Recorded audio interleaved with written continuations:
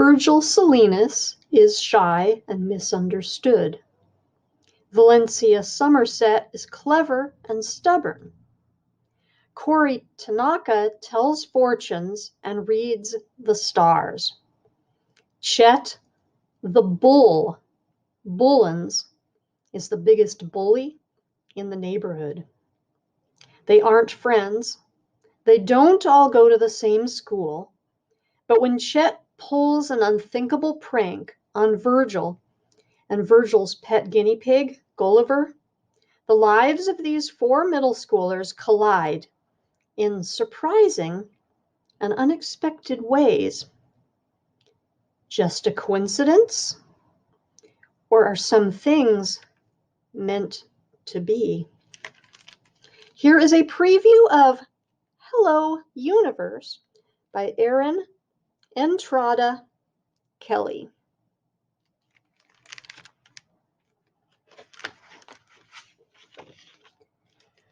"11-year-old Virgil Salinas already regretted the rest of middle school, and he'd only just finished 6th grade.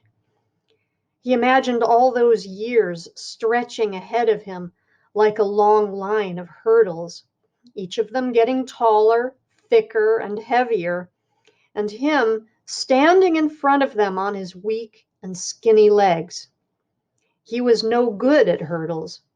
He'd found this out the hard way in gym class, where he was the smallest, most forgettable, and always picked last. All things considered, he should have been happy on the last day of school. The year was over. He should have been skipping home, ready to tackle the bright summer ahead. Instead, he walked through the front door like a defeated athlete, head low, shoulders hunched, a sack of disappointment sitting on his chest like an anvil, because today it was official. He was a grand failure. "Oi, Virgilio," said his grandmother, his Lola, when he came in. She didn't look up. She was in the kitchen slicing a mango. "Come, take one of these.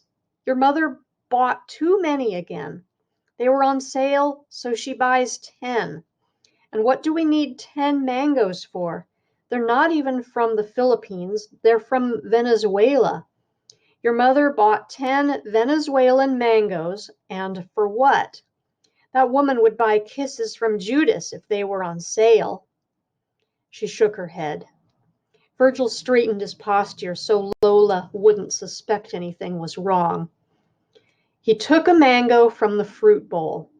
Lola's eyebrows immediately scrunched together. Only they weren't really eyebrows because she'd plucked them clean. "What's wrong? Why you have that look?" she said. "What look?" Virgil said. "You know." Lola didn't like to explain herself. "Is that pug-faced boy at school being mean to you again?" "No, Lola." For once, that was the least of his worries. "Everything's fine." Said Lola. She knew everything wasn't fine. She noticed everything about him. They had a secret kinship.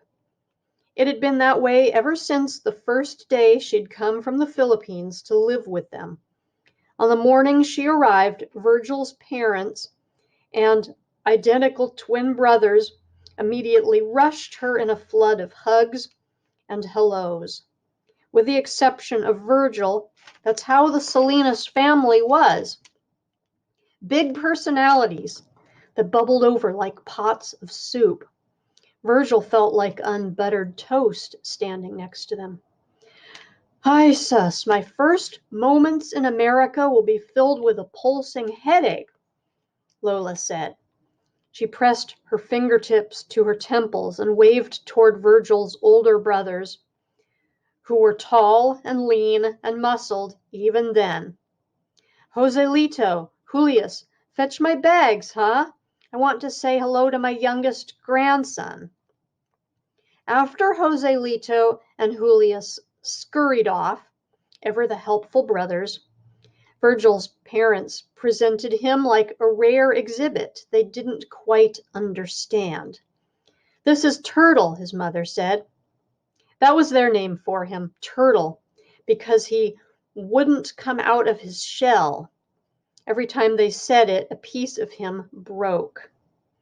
Lola had squatted in front of him and whispered, "You are my favorite, Virgilio." Then she put her fingers to her lips and said, "Don't tell your brothers."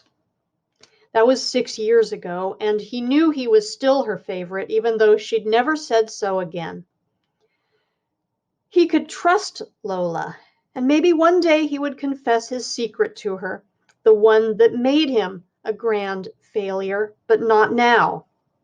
Not today. Lola took the mango from him. "Let me slice that for you," she said.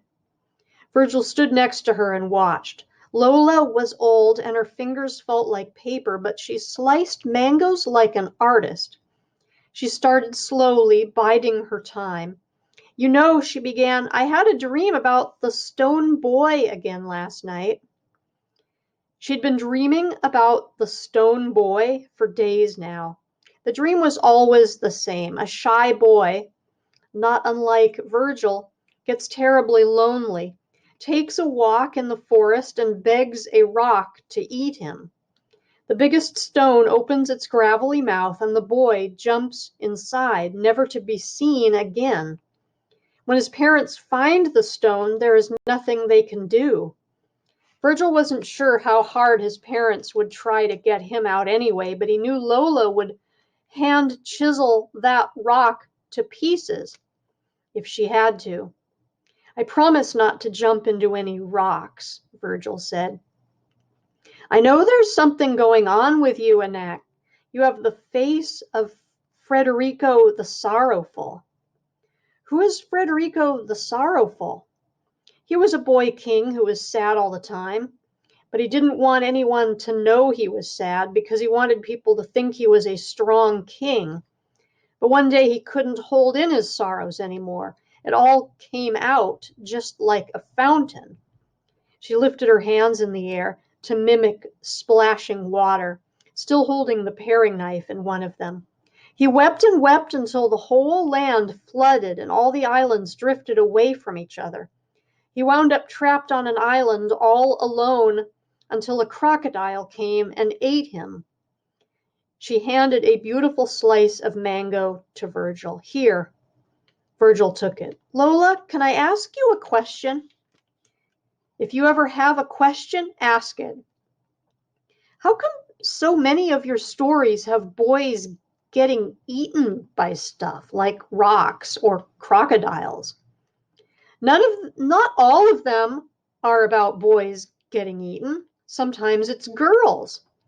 Lola tossed the knife into the sink and raised her non-eyebrows. "If you decide to talk, you come find your Lola. Don't burst like a fountain and float away."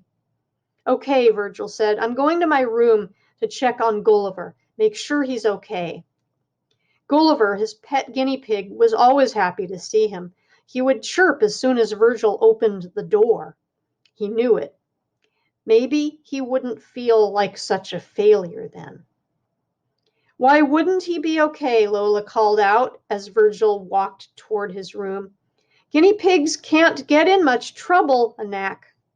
Virgil could hear her laughing as he placed the mango between his teeth. And this has been a preview of Hello Universe.